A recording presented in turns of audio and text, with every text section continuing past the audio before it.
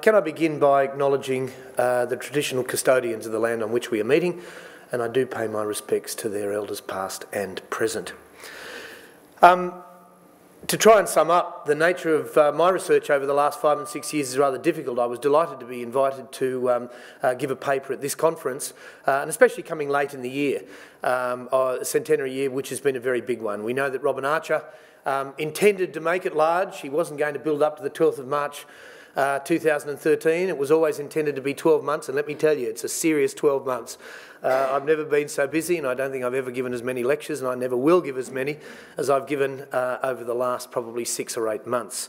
But this particular one is special for the reasons, to an extent, that Gretchen just touched on. I'm going to try and do two things. So I'm going to do, I hope, a very breezy, and keep a real close eye on the clock, as I've promised Gretchen I would, a very breezy introduction to the context for a bit of an understanding of the people, the personalities on the podium in 1913. And that context will go back to the 1850s. And I'll try and do that in around about half the time or a little bit less. And then I'll move more firmly on to the personalities and, to some extent, the events of the day. Almost exactly, by my reckoning, almost exactly 100 years ago, just about to the day, a volume came out published by the Commonwealth Government, which was called Canberra, Capital City of the Commonwealth of Australia, laying the foundation stones of the commencement column, which we never did get, though, watch this space, we might have it in the next few months on City Hill, and naming the federal city, 12th of March 1913. It was put together by the Department of Home Affairs, and as I know everyone virtually in this room would be aware, the minister at that time was King O'Malley. He had been minister since 1910. The period was coming to a close in a government of very considerable importance, the second Labor government of Andrew Fisher. In fact, the third Labor government, but the second of Andrew Fisher. The book was extremely important as by way of summary of Canberra's more recent history, and it holds up surprisingly well, 120 pages. On the opening page, actually on the title page, you've got the first stanza of a poem by James Brunton Stevens. Kendall died in 1882, Harper in 1868, and it's arguable, probably correct, that the best-known living poet in the 1880s was Stevens. He was a poet who could seem to rise to the bigger occasions, and he wrote a poem called The Dominion of Australia, a Forecast, 1887, and it came out in 1888. O'Malley gives us, or at least the department gives us, the opening stanza of that poem in this volume of 1913. So we read, "She is not yet, but he whose ear thrills to that finer atmosphere where footfalls of appointed things, reverberant of days to be, are heard in forecast echoings, like wave beats from a viewless sea. Hears in voiceless tremors of the sky, auroral heralds whispering, she is nigh." We turn to the introduction from O'Malley, quite short, only a couple of paragraphs, difficult for him, I'm sure. It opens with a stanza from Tennyson's Ulysses. It opens with these words. So I won't read from Ulysses, you already know that poem. I'll read the opening sentence and then a little bit more. And we read, "The chronicler of the future will look back upon the 12th day of March 1913 as marking an epoch in the affairs of the Commonwealth of Australia." Second paragraph. "Such an opportunity as this, the Commonwealth selecting a site for its national city in almost virgin country, comes to few nations and comes but once in a history." I so like that particular phrase that I used it for my exhibition in the Parliament that was up for 3 months at the beginning of the centenary year. O'Malley goes on to write, "There is no wilderness for the pioneer to conquer with years of weary toil, and none of the faults of the haphazard growth of a city to rectify. There is the broad expanse of country, clothed in pristine beauty, smiling its welcome with its hills and valleys, slopes and watercourses, and man has a free hand to utilise its comely features and fashion them to the most modern ideas of city building. Canberra opened up a vista of a city's future greatness, and there it was resolved that the capital should be." He could write when he, and I'm pretty sure that was his prose as I look at other writings and speeches, etc., etc. It was important and the volume was important, but it summed up a year that was in its way momentous, both for this area, of course, and also for Australia itself. Now this one, just bear with me, is not really responding. Adam, are you close by? For reasons that I don't know. Hold on a sec. That's not a name. Just bear with us, folks. Technical hitch. Down arrow. Okay, going down. Down arrow. Right up. Okay, we're away. When I was involved in putting together some booklets for the centenary about 18 months ago, one that I did was this particular one. And certainly as we put it together, what we were talking about was trying to represent stories about the national capital that people were not aware of. And if I had to hone in on one whole broad area, and I am going to be on my skates over the next 10 minutes or so, it would be to focus on what O'Malley picked up in his opening to that volume in 1913. And that was a climate that existed over the previous 20 and 30 years of intense optimism and aspiration. Now that didn't mean that we didn't, for example, have the maritime strikes, the shearers' strikes, the Depression. It didn't mean that we had enormous poverty across the colonies of Australia and then the states of the new nation. But there was a climate of optimism amongst many commentators in this country and about this country that is worth spending a little bit of time on. I'm absolutely certain that when you trace the roots of this city, you really are dealing with aspects of an idealism that was so important to the country and that we should know more about. I can hone in on a number of areas, but let me just hone in on a few. This was a period, that 20 years building up to, say, Federation 1901. I would argue that in the sort of 400, 500 years going back to Caxton was probably the most prolific period for literature of social protest and also read optimism. There was so much about extraordinary, and there were a number of people who were key. One of the people who came forward in the context of the optimism was the Englishman Ebenezer Howard, and he wrote a book, and if you read from the bottom there, Tomorrow, A Peaceful Path to Real Reform. That came out in its second edition in 1902, came out as The Garden City, and it was one of the two key concepts for this city, the other being the City Beautiful, and more of that in a moment. But Howard, interestingly, would say that the two most significant influences on his thinking were two writers that he'd begun reading when he was in America for a few years as a failed Nebraskan farmer, and they were one Ralph Waldo Emerson and Walt Whitman. And those two individuals certainly come into the Australian story, and perhaps I can pick that up in question time. For me, the most significant element to pick on in this particular talk was the period of the glamorous period of international expositions that began with Prince Albert's exhibition, the Great Exhibition in London, gave us the Crystal Palace, gobsmacked the world, and that was in 1851. Well, if you do the maths, it's exactly 50 years to 1901, an Australian Federation. By my best count, there were 17 genuine, legitimate international expositions through that 50 years. No less than 4 of them, almost a quarter, were in the Australian colonies. So you've got first, 1879 Sydney, the very year that Henry George's Progress and Poverty came out. We have the exhibition in Sydney, the international exhibition, that showed the world this particular building, the Garden Palace of James, as you can see, of James Barnett. The Garden Palace was a significant building for Australia. Those of you who know Sydney would say, well, I know Sydney well, I don't remember that particular dome, and the reason you don't is because in 1882 it burnt to the ground. But it made its impact. Sydney beat Melbourne, and Melbourne would produce in 1880. Just in case you're interested, and if you know Sydney well, when you're walking down Macquarie Street on the Botanic Garden side towards the quay and the harbour, the original gates of 1879 are there with the original plaques. And there they are. As you can see, the gates themselves are more recent, and they have the dome itself. Melbourne followed in 1880, gave us the Royal Exhibition Building in the Carlton Gardens, which would play its role, and of course today it is one of only two World Heritage listed buildings in Australia, the other being the Opera House. That building was destined in the next 20 years to play a very significant role in Australia's history.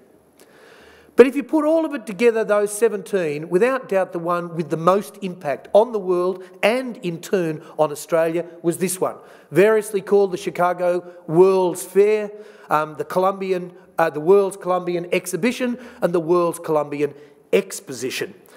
It was significant, and it did indeed introduce the world to the concept of the city beautiful, and that would have an impact. Got those marvellous buildings put together by Daniel Burnham and his team, some of the major architects of the northeast quadrant of the US, like McKim, Mead and White, all of them neoclassical architects producing buildings of this kind.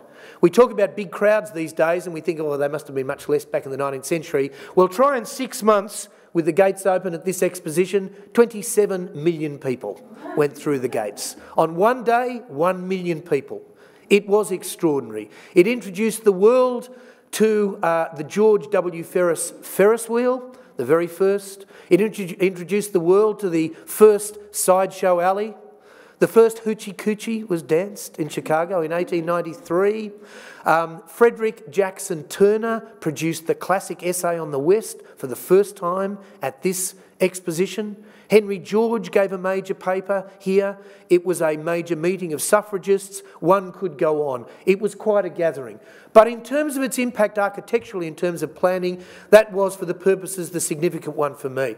Because the world had been introduced perhaps 20, 30 years earlier to the phrase, the science of town planning.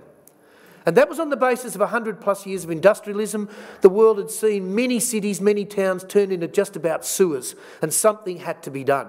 And thus you had a kind of thinking about possibilities for the future that was coming through in terms of town planning. What was the set of colonies about to become a nation? Johnny on the spot, or Jill on the spot, if you like, in 1901? Well, that would be Australia.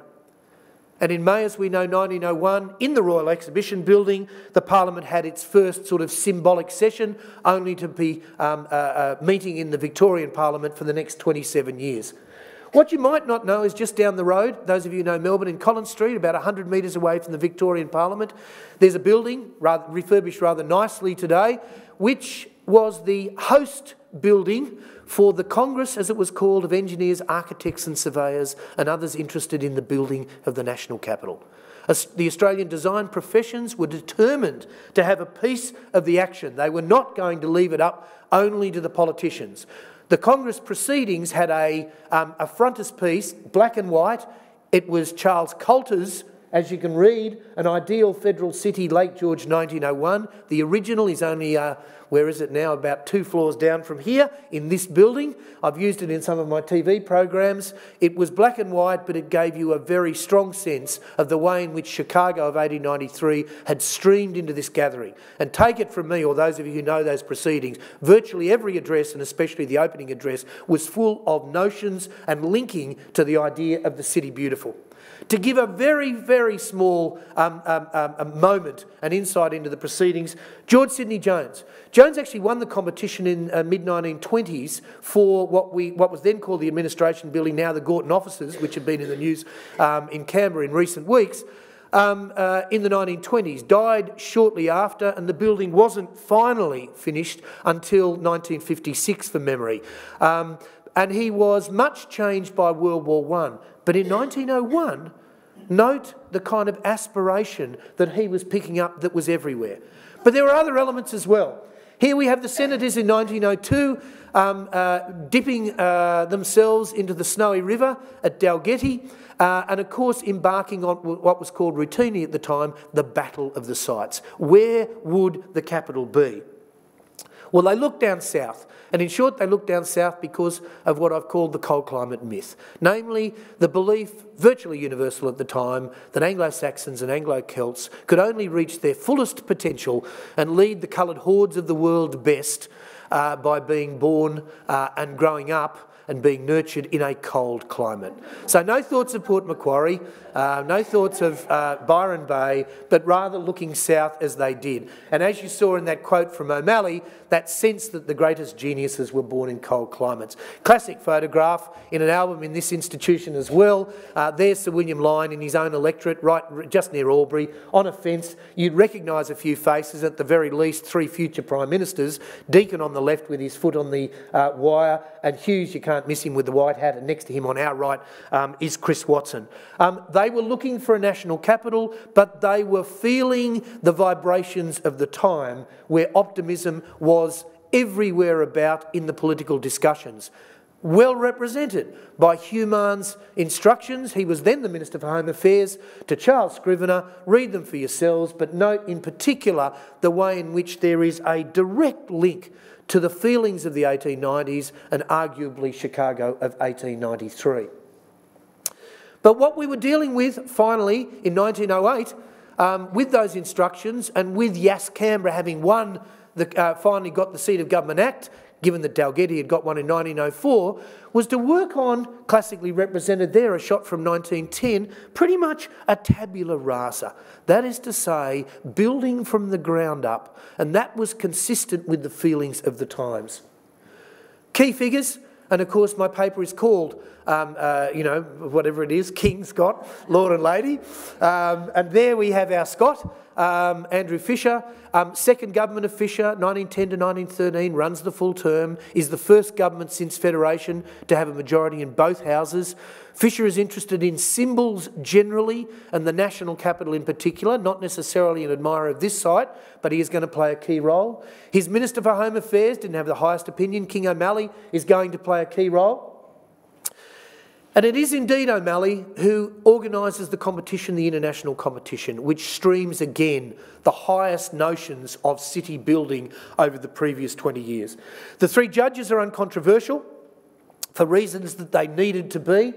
I'm interested particularly in the figure on the right-hand side, just in case you're interested to attend a conference on the 8th of November in the Parliament, which is on Andrew Inglis Clark, the primary writer of the Australian Constitution. Herr Clark, of course, is that Clark. The man you're looking at on the right-hand side there is Conway Inglis Clark, one of his sons. Tasmanian architect, chosen to be the secretary of the competition, spent 1904 to 1909 primarily in Boston and New York, was steeped in new ideas for cities and the best ideas coming through in Chicago and Washington and New York, and he is the secretary. It's a pretty fair argument to say that he was an absolutely key figure in ultimately the Griffins winning amongst the 137 named entries. My recent research suggests something like 400, 250 of them straight into the bin, and then they got serious with 137. Conway Inglis Clark is a very interesting character, but I have to roll on. Yes, we had the competition announced on the 30th of April 1911, and then the winners announced on the 23rd of May 1912. If that looks conspicuously like Tony Abbott's recently announced cabinet, you're probably right. Barring King O'Malley at the front, in case you're interested, that's Conway Inglis Clark, the young man at the back sitting down, and that's Keith Murdoch, Rupert Murdoch's father, in front of the doorway standing immediately behind him. Every one of those individuals has a story, like so much of the action of 100 years ago in Canberra story, but I can't virtually touch on any of them today. O'Malley, typically O'Malley, on the 20th of February 1913, only weeks before the 12th of March, recognising that he would be only one individual on the stage in a few weeks' time, wanted to have his own activity. Thus, you've got the survey peg being hammered in. We know exactly where it was hammered in, courtesy of geospatial technology, and we're going to do something about that over the next few months. But there he is hammering in the peg, surrounded by a few key people. You've got, for example, the first administrator in the pith helmet. You've got Bridges, who had died Gallipoli, in the hat further back in the dark uniform. O'Malley had his own event. It was an important one, but certainly dwarfed by what occurs on the 12th of March 1913. And there you've got Lord Denman arriving with one of his aides-de-camp immediately behind him, arriving on what was a wonderful day, given that it had absolutely poured with rain in the previous week and would be pouring with rain the next day. Hard to believe when you're looking at that dust, but that was the case. And the gathering itself is a gathering of very, very high significance symbolically, and certainly of high significance for the individuals who were present. The few scattered citizens living on the limestone plains had never before seen its like. Not only a visit by the Governor-General, his wife, the Prime Minister, the eccentric Minister for Home Affairs, and so many VIPs from across the continent, but all sorts of added attractions. The bright and glittering Sir Walter Bartlett, I believe that is Bartlett. I'll just go back to that one. That is Bartlett immediately behind him. And Major Arnold Quilter, aides-de-camp to the Governor-General, were striking in the uniforms of respectively the Coldstream Guards and the Grenadier Guards. The Australian Field Artillery was there, stationed on Camp Hill. The Mounted Rifles took part, along with the 7th, 9th, 11th and 27th Light Horse. Then there were the dazzling plumes and scarlet sashes of the New South Wales Lancers. In all, over 700 troops participated in the ceremonial parade. And on top of all this pageantry, some of the honorary local boys were involved as well. The Guard of Honour for Lord Denman comprised 2 Royal Military College Duntroon senior classes. The heads of the limestone planers were spinning with excitement. Yet for those in the know and those with a keen interest in the stories behind the public events, there was even more on show that day. A few of those present in the crowd had reason to be titillated by more than simply the pageantry. You see, it was rumoured that Sir Walter Bartlett, the Coldstream Guard, who was in Australia with his wife Lady Bartlett, herself the lady-in-waiting to Lady Denman, and I have the scrapbook at home at this very moment that was put together by Lady Bartlett. Sir Walter was involved in a dalliance, an illicit affair it seems, with the aforesaid Lady Trudy. The anecdotal evidence for this is strong, and we do know that shortly after the Australian sojourn, the Denmans would amicably agree to live separate lives for the rest of their life. He with a woman who was with him for decades, and she with a female companion. They would die within 3 weeks of one another in 1953, 40 years later. Sir Walter, however, was not so fortunate. He and his fellow aide-de-camp Major Quilter, both of whom fought at Gallipoli, would be dead by 1918. But whereas Arnold Quilter was killed at Krithia, on the Gallipoli Peninsula, walking stick in hand as he led a desperate attack on a fortified Turkish position, Sir Walter died rather less gallantly. As the British military attaché based in the Iranian capital of Tehran, he died on the 23rd of October 1918, a bare 3 weeks before the armistice, killed in bed by a cuckolded husband. Sir Walter, it appears, was a serial offender. But let's return to the public event, the King, the Scot, the Lord and Lady. In fact, the day comprised 3 events. There was, as you can see from here in these beautiful photographs, incidentally from an album that Mildenhall gave to John Stevenson, Meredith Hunter's father, in 1944. They are without doubt the most beautiful reproductions of the day's events that I've ever seen, including the material that's available here in the National Library. This doesn't quite get it, but it's not too bad. They are beautiful, and we've had them done digitised so that you can get them in this kind of quality. There were 3 events. There was the Trowels event, the Golden Trowels, one of which is here, O'Malley's, and the other 2 we did have in the city a few months ago. We've got 2 of them at this moment. There's Lord Denman, Lord Thomas Denman, Fisher, of course, on the right-hand side, and O'Malley. There's O'Malley waving his wand, waving his golden trowel for all those present. And then you've got what happened, what occurred immediately after, and that was the singing of the Old 100th, rousingly led, we are told, by Andrew Fisher. You've got the two aides-de-camp in front. You've got O'Malley in bottom right. And you've got the woman who quite possibly was the star of the day. Onlookers could hardly fail to have noticed the stark contrast of accents featured. The Denmans, Thomas and Gertrude, born to privilege with refined English accents.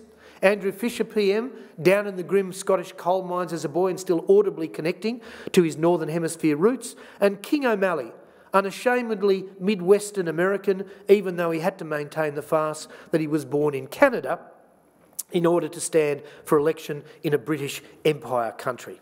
But there is little doubt that Lady Denman was the star.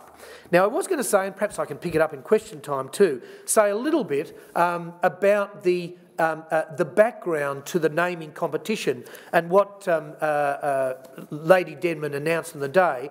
But I think it pays us, it behoves us to concentrate on the speeches just for a moment that were given in the tent. Yes, there were 3 events: the trials, number 1, followed by the naming ceremony, followed by the repairing of some 450 of the honoured guests, the VIPs, to the tent where we had the speeches. Fisher's speech was a good one, talking about the national capital as being eventually the home of art. But it was Thomas Denman's speech that carried the day. It was a ripper. And one section of it reads this way: "The city that is to be should have a splendid destiny before it, but the making of that destiny lies in your hands, the hands of your children and those who come after them. Remember that the traditions of this city will be the traditions of Australia. Let us hope that they will be traditions of freedom, of peace, of honour and of prosperity. That here will be reflected all that is finest and noblest in the national life. That here a city may arise where those responsible for the government of this country in the future may seek and find inspiration in its noble buildings, its broad avenues, its shaded parks and sheltered gardens. A city bearing perhaps some resemblance to the city beautiful of our dreams." In a much later book, which came out in 1950, Billy Hughes, Attorney General on that day, would talk about the events back then as having a fragrance of romance. Well, there is absolutely no doubt that it did. Probably that fragrance of romance surrounded King O'Malley more than anyone else, the legendary King O'Malley. Formerly an insurance agent, real estate agent, banker in the United States, O'Malley reinvented himself as a colonial politician, Commonwealth parliamentarian, compelling orator, tall tale teller, finance guru, and it seems charmer of the opposite sex. He defies easy description. He was a genuine one-off. At the age of perhaps 30, in 1888, we know as a fact that he came to Australia to stay, returning only once briefly to the country of his birth and dying in Melbourne just before Christmas, 1953, the same year as the Denmans, and he left a healthy estate. He was accorded a state funeral as the last survivor, you couldn't scriptwrite it any better, the last survivor of the Commonwealth of Australia's first National Parliament of May 1901. And I'm sure a number in this audience know that the very first person who died in that parliament died 3 weeks after the beginning, and that was Lyttelton Ernest Groom's father, William. And when you read his biography, you wouldn't know the fact that he was the only member of that parliament who came to Australia in chains. He had in fact come as a convict. He was the first to die. The second last to die of that entire parliament was William Morris Hughes, and the last to die was King O'Malley. As I say, Ripley's Believe It or Not. Let me, in the last 2 and 3 minutes, and I'm well aware that Gretchen is looking at me, let me just say a couple of things about the Denmans and Fisher. Fisher, without doubt, bore his background as a Scot, a dour Scot. But the thing about Fisher was, like so many in that first parliament through that period, they'd been born in the countries of Great Britain, and in the case of the Labor Party members, they'd been born in poverty. And they wanted the best for their country. So they were easily convinced by the possibilities of what Canberra, the national capital, would be. In the case of the 2 Denmans, Gertrude and Thomas, Trudy and Tom, yes, they would in fact split amicably for the decades of the rest of their life. His story is an interesting one, but it is subsumed by hers. She would in fact, yes, take up with a female companion who would be her companion for the rest of her life. She got millions of cigarettes for the English troops in the trenches of France in 1916, 1917 and 1918. She was one of the very first English women to have a driver's licence. She was not a great golfer, she was a very keen golfer who dug up one part of Government House in Melbourne so that she could produce a bunker with sand and practice her bunker shots.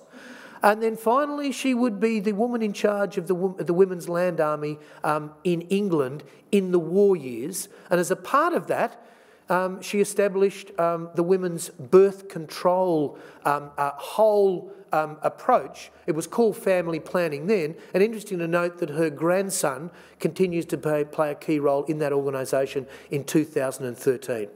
Each one of our 4 individuals to wind up had stories to bring to the podium on that day. But as I've discovered over the last probably 6 or 8 years, you only have to scratch Canberra's story of 100 years ago to find extraordinary narratives. Narratives which, in terms of my interests, take me back to people like Walt Whitman and Ralph Waldo Emerson and Lewis Sullivan and Frank Lloyd Wright and the Griffins in Chicago. But as soon as you start to touch on the individuals on that podium, you get another set of stories. And when you go further with the people in that Tony Abbott cabinet of 1912, every single one of them around that table has a story to tell.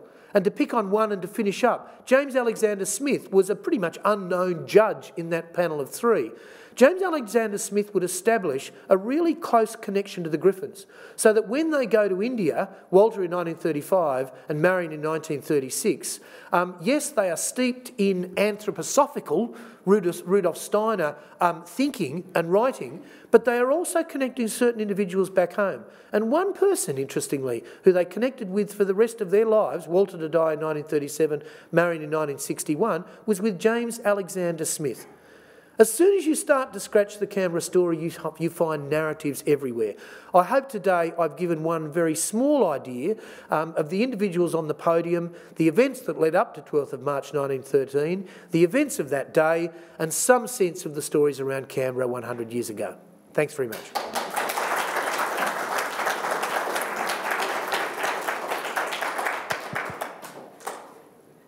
Thank you, Dave.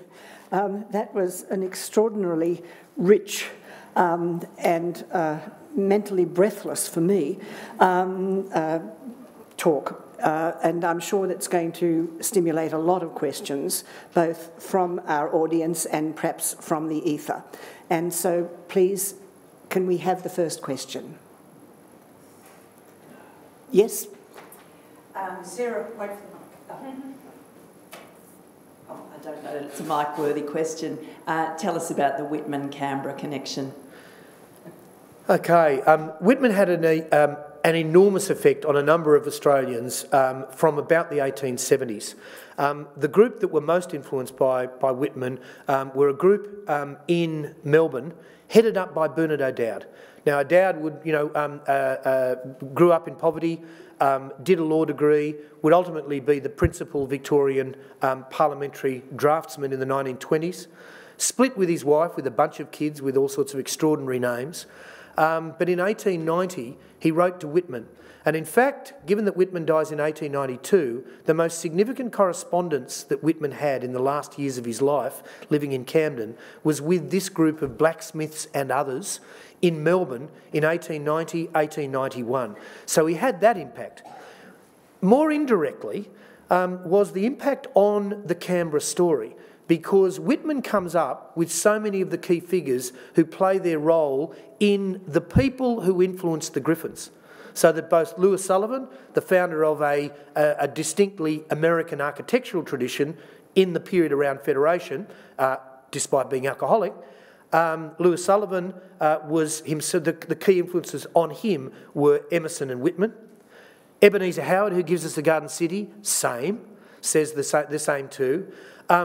The Griffins, when they come, yes, Griffin says he's a devout single taxer, and he was, even though Henry George's popularity had waned a little by 1901. But when he comes as a single taxer, we know that both he and Marion are reading back definitely Emerson, because in fact Griffin uses Emerson, and Emerson quote at one point in one of his earliest speeches. So they were reading the kinds of sources, Emerson and Whitman, and they come to the fore, and they seem to they bubble up in most of the key individuals, Australian and American, who come to the fore around about 1901. Yes, Liz. Oh, no, Keith. And I'll try and make my answers yes, no, Nellie. I was just going to ask, is there a biography of Lady Denman? Because I'm particularly interested in the fact that she was back in England and interested in the birth control issue just at the time when Marie Stopes was publishing her volume in 1918, her Married Love, and things were sort of taking off at that time. The short answer, yes, there is. Not a particularly good one. It's not hagiography, but it's somewhere close, by a good friend of Gertrude Denman's, Gertrude Pearson. Her name, and you're stretching me, I haven't looked at it for a while. I think it's can anyone help me on this? I think it's Gervais Huxley. I think it's a woman called Gervais Huxley. There is a copy in the library, and it's certainly an interesting read. Much more work needs to be done on this woman, there is no doubt. I can say off the record that I'm in fact going to have an exhibition in February of 2015 where I'm going to pick up her story much more directly than I was able to do in the previous exhibition. Next question. Keith. Keith Bell, Canberra. David, my question takes a different tack altogether. You've given us a lovely exposition of notables, and I wonder, in terms of heritage, what role did those who were poverty-stricken, and I think of the Causeway in Canberra, do with regard to Canberra's development? And what was the cost of the development to people like that? Okay, really good question, and I don't think there was any particular cost, albeit that the 20s and 30s were difficult for working class people, you know, as we know, for all the reasons we know. The person who is an expert on this, and I always take an opportunity to publicise her work, and that's a wonderful Canberran citizen called Anne Googler, who would be known to a number of people in this audience. Anne has been doing the Westlake community, which was, you know, basically not quite swamped, because you've got a lot of recognition of that community still there in the sort of run down to the lake today. But Anne has produced, and I'm not kidding, books that stack up about this high that trace all the Westlake people. She is the expert on this subject. I was lucky enough to be involved in the Acton community, and when I was at the NCA a few years ago, got a plaque to recognise the Acton community on the north side of the lake, just down from, you know, right there at Acton, a few years ago. But the group Causeway, Acton, Westlake, and out beyond Yarralumla, that group of workers were really key. And I suppose that's the perfect segue to plug my book, because the book that I co-edited called Canberra Red is the title, We Wanted Something Different. And as we know, the bricks that were made at the Yarralumla Brickworks in the 1920s are the Canberra Reds. And they have quite a story. But that story of the 1920s is one that, other than Anne's meticulous work, is not picked up in really any of the histories, because everyone tends to go for the bigger figures, the public figures, and that includes one David Headon at this moment. But I hope to rectify that in the coming years. Jane Burns. I just wondered if, when Charles Scrivener was decided to actually decided where the surveying stone should go, what relationship that had to Walter Burley Griffin and his plan for Canberra? No, I mean, other than the fact certainly Scrivener is given credit. I have to put in a plug here for one Arthur Lloyd, who in 1906, the New South Wales architect and surveyor, that Lloyd came down here, and he was the one that, as it were, said this was the site. Scrivener was keen on Dalgety, as was Sir John Forrest, as was Andrew Fisher, for reasons of the water, you know, the Snowy River. But Scrivener is finally recognised, it would appear correctly, as the finest surveyor of his generation. So both the Commonwealth and the New South Wales government are using him constantly. In terms of where he decided for the foundation stones, that decision was one, and it's a little tricky, because I've been talking to some of the surveyors and I've had kind of dealings with them. I suppose the key, if I can say, was that there they had the foundation stones on Capitol Hill, and Capitol Hill, as we know, would be an absolutely critical location point for the Griffin Triangle. If I had some of the more esoteric Griffin scholars with me, they would say it's much deeper than that and it goes back millennia. That may or may not be true, but nevertheless it would, I mean, to the extent that Capitol Hill was one of the three sort of triangle points, and indeed where the Griffins had their Capitol building, the ziggurat-shaped Capitol building, at the top Capitol Hill, that has a very important role in the context of their thinking of that site, of their sense of building a democratic city for, as Walter called them, a nation of bold Democrats, which we weren't, but nevertheless, there was, it was key in their thinking. Okay. Yep, you tell me. Yes, thanks very much for a very stimulating presentation. Duntroon, you mentioned in your presentation. How soon was it a military college? I have to plug one of my 7:30 reports here. I did a piece on the Bridges story in Duntroon. So it was established in 1911. It is worth seeing that. You could probably get it off ABC. I did a piece specifically on that story because I found the Bridges. There's another one. I found the Bridges story. Now we already, of course, know the fact that he died at Gallipoli, but we're also aware that he appears to be the only Commonwealth soldier to have his remains brought back to his country of origin, and that occurred in 1915. And it occurred as a result of the connection of the then Governor-General, it's the hyphenated name Governor-General, Munro Ferguson, was it not? I think that's right, Lady Munro Ferguson, with, and I really have to stretch here, and it wasn't with Fisher, anyway, it was a connection of females, I will think of it, that enabled that body to come back. And Bridges had first a funeral in Melbourne, and we have footage of that funeral, and that was in my program. I didn't realise it existed. And then everyone got on the trains and came up to, all of them, all the VIPs, got on trains and came up for the second half, or if you like, funeral number 2, which took place at St John's. And then the funeral procession went all the way to where we know the gravesite is, which was, as we know, it's the only physical fabric item designed by the Griffin, or by Walter and or Marion, that exists in this city today. And that's up on Mount Pleasant. And they went to, so we've got that. But his story is a really rich story as well. The idea was that in fact there was going to be a chapel at Duntroon, but ultimately, and those who know St John's Church well would know that the plaque to Bridges is still on the wall of St John's when it was intended to be on a wall at a chapel at Duntroon. But it's a terrific story, the first years of Duntroon from 1911.